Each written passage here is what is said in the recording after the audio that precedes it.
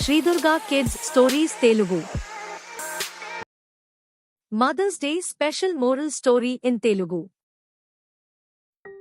కథ కనబడని కానుక. మదర్స్ డే ప్రత్యేక తెలుగు నీతి కథ. ఆ ఆదివారం ఉదయం చరణ్ ఉత్సాహంగా లేచాడు.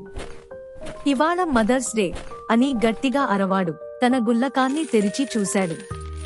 కాని అందులో 10 రూపాయలే ఉన్నాయి. ఇంతటి డబ్బుతో ఏం గిఫ్ట్ కొనగలను అనుకున్నాడు. నానమ్మ దగ్గరికి వెళ్లి తన బాధ చెప్పాడు.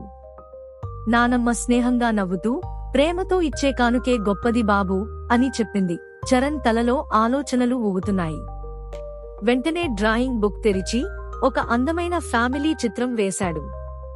కవిత కూడా వ్రాశాడు తన ప్రేమతో. తర్వాత కిచెన్లోకి వెళ్లి బ్రెడ్, బట్టర్, పాలు కలిపి చిన్న అల్పాహారం సిద్ధం చేశాడు.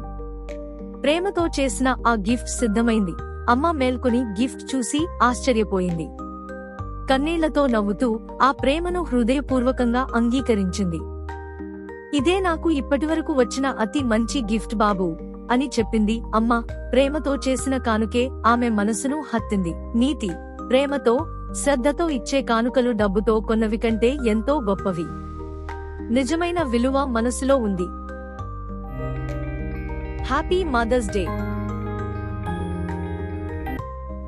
Thanks for watching.